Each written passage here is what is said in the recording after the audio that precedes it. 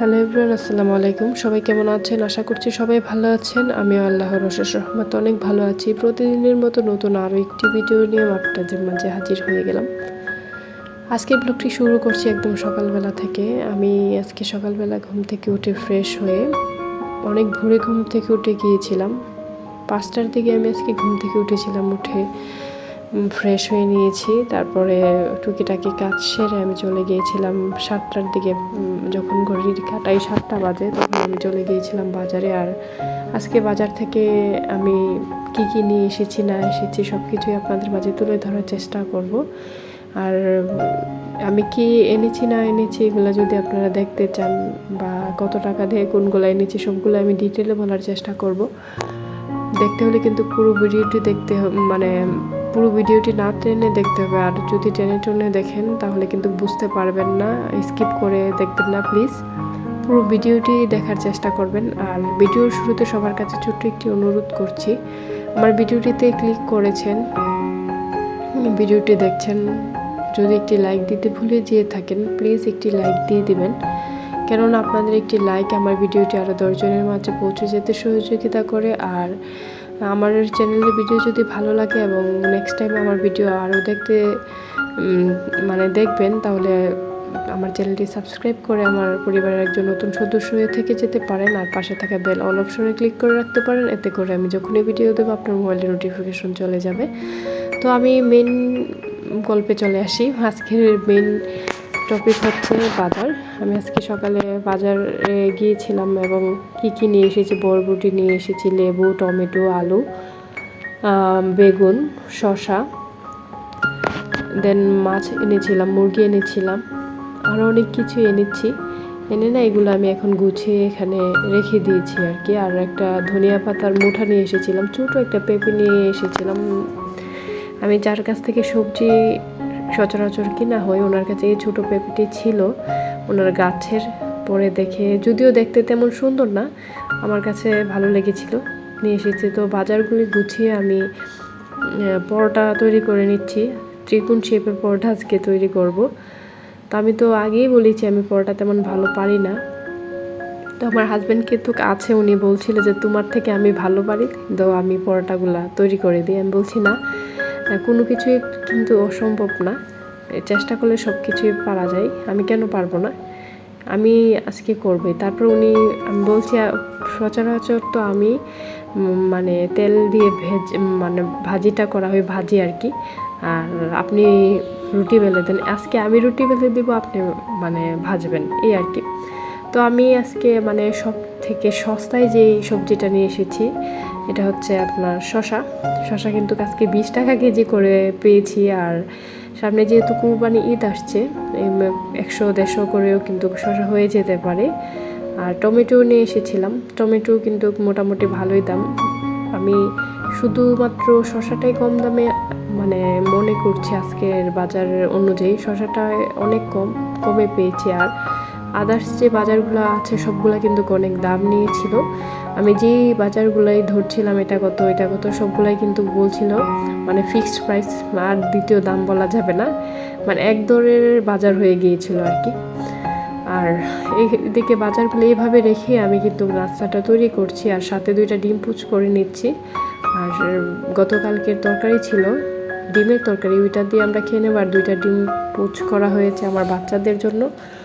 তো ঈদের আগে বা বাংলাদেশে হয় কি রোজা বা ঈদের আগে সবজি বা যে কোনো জিনিসপত্রের ডিমান্ড কিন্তু অনেক বেড়ে যায়। আর আমরা যারা বাঙালিরা আছি, বাংলাদেশে যারা বসবাস করি, তাদের কাছে টাকার থেকে জিনিসপত্রের ভ্যালুটা আমরা বেশি দিই। আমরা টাকার অধিকাংশ মানুষ আছি, সবাই না, যারা টাকার থেকে জিনিসপত্রগুলোর দিকে বেশি প্রায়োরিটি দিই। যতই দাম হোক না কেন আমরা কিন্তু ওই দিকে তেমন খেয়াল করি না। যারা ধনী আছে আর যারা মধ্যবিত্ত এবং নিম্নবিত্ত আছে তারা কিন্তু একবার বদলে 10 বার চিন্তা করে যেটা নিব কি নিব না।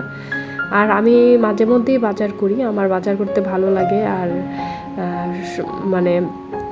নিজের কি প্রয়োজন, আমার সংসার কি লাগবে না লাগবে এটা কিন্তু আমি বুঝবো। আমার হাজব্যান্ডের কিন্তু বাজার করে না এরকম না, কিন্তু আমি ওনার তুলনায় এই বিষয়টাতে একটু এক্সপার্ট বেশি। তো মাঝে মধ্যে যখন অফ ডে থাকে আমার হাজব্যান্ডের, তখন আমি যাওয়ার চেষ্টা করি। আবার দেখা গেছে কি শুকনা বাজারগুলো উনি করে ফেলে বা আমি যাই, আর সাথে আমার ভাইকে নিয়ে যাই, এই আর কি। তো আজকে কিন্তু খুব অল্প টাকার মধ্যে আমি 800 টাকার মধ্যে আমি সবগুলো বাজার কমপ্লিট করেছি। যদিও জিনিসপত্রের অনেক দাম, তবে 800 টাকার মধ্যে আমি সব কিছু কমপ্লিট করার চেষ্টা করেছি। আর সব কিছুই কিন্তু ভিডিওর মাঝে আপনাদের সাথে তুলে ধরেছি। আর এই যে পেঁপেটা কিন্তু কেটে দিয়েছিল আমার হাজব্যান্ড। তো আমার বাচ্চাদেরকে দিয়ে আমি নাস্তা করার পরে যে থালা বাটিগুলো জমেছিল এগুলো এখন ধুয়ে নিব। চলে আসলাম আবারও কিচেনে। আর আমি ভিডিওতে ভয়েস দিচ্ছি প্রায় বেশি দিন হয়নি, আবার মোটামুটি 1 মাস হয়ে যাচ্ছে ভিডিও করছি। এরপরেও কিন্তু আমার কথায় অনেক ভুল হয়। সবাই ভুলগুলা এড়িয়ে ক্ষমা সুন্দর দৃষ্টিতে দেখবেন যদি কোথাও কোনো ভুল হয়ে থাকে। আর আমার কথায় যদি কেউ কষ্ট পেয়ে থাকেন তাহলে সবার কাছে মানে আন্তরিকভাবে দুঃখিত, এবং মানে সবাই ক্ষমা সুন্দর দৃষ্টিতে দেখবেন। আর যারা আমার চ্যানেলটি সাবস্ক্রাইব করেছেন, আমার ভিডিও প্রতিনিয়ত দেখেন, লাইক করেন, কমেন্ট করেন, তাদেরকে জানাই মনের অন্তঃস্থ থেকে গভীর ভালোবাসা। আর তাদের পরিবার পরিজনদের জন্য অনেক দোয়া রইল। আর আপনারাও আমার পরিবার পরিজনদের জন্য দোয়া করবেন, আর আমাকে এভাবেই ভালোবাসবেন, সাপোর্ট করবেন। তো আপনাদের সাপোর্ট ভালোবাসা ছাড়া কিন্তু আমি বেশি দূরে এগোতে পারবো না। এই প্ল্যাটফর্মে কখনো একা একা চলা সম্ভব নয়। আমি না মানে ম্যাক্সিমাম টাইম আমি আমার ভিডিওতেও হয়তো দেখিয়েছি আমি পলিতে করে মাছ, মাংস, সবজি সবগুলো রাখি। তবে আজকে না বক্স নিয়েছিলাম যে আজকে বক্সে করে রেখে দেব। আর যেহেতু সামনে কোরবানি ঈদ আর 1 সপ্তাহ মাত্র আছে, তো বাজার কিন্তু এগুলা দিয়ে আমি কোরবানির আগ পর্যন্ত চালিয়ে নেব। আর তেমন কিছু কিনবো না, মানে এরকম একটা অবস্থা বাজারে না গেলেও নয়। আর মানে বেশি কিছু নিয়ে আসলেও পরে দেখা গেছে কি যেহেতু কোরবানির একটা ব্যাপার স্যাপার আছে, ফ্রিজে কিন্তু জায়গা হবে না। আর কেউ কেউ পাঙ্কাশ যে মাছ থাকে এটার ভিতরে ডিম দেখেছেন বা খেয়েছেন, এই যে এই মাছটাতে কিন্তু ডিম হয়েছিল। আমার বাচ্চারা না এই মাছটা খুব পছন্দ করে। এটাতে কিন্তু যে কাঁটা থাকে, কাঁটার পরিমাণ একদমই কম থাকে, আর তেলা তৈলাক্ত থাকে, যার জন্য বাচ্চারা খুব ইজিভাবে এটা খেতে পারে। আর দেখেন ফ্রিজ কিন্তু মোটামুটি খালি ছিল, আমি ইচ্ছে করেই খালি করছি, একদম খালি করে বাজারে গিয়েছিলাম। তো গত সপ্তাহে তো বলেছিলাম যে আমি 500 টাকার মধ্যে বাজার কমপ্লিট করেছি, আজকে কিন্তু তা হয়নি যেহেতু ঈদ এগিয়ে এসেছে। আর আজকে পরিমাণে একটু বেশি নিয়ে এসেছি, মাছ, মাংস, সবজি সব কিছুই নিয়ে এসেছি, যার জন্য প্রায় আমার 800 টাকার মতো, প্রায় না পুরো 800 টাকা লেগে গিয়েছিল। আর এখানে আমি এখন দুপুরে রান্নাবান্নায় চলে এসেছি। আর অনেক কাজই কিন্তু অফ ক্যামেরাতে করি, কিন্তু সব কিছু কিন্তু আপনাদের মাঝে তুলে ধরা সম্ভব নয় বা তুলে ধরতে পারি না। ছোট বাচ্চা কোলে আছে, এবং একটা বাচ্চা মানে স্কুলে দিয়েছি লেখাপড়া করে, আমার ভাই আছে, আমার হাজব্যান্ড তো ব্যস্ত থাকে, যতটুকু পারে আমাকে সময় দেওয়ার চেষ্টা করে।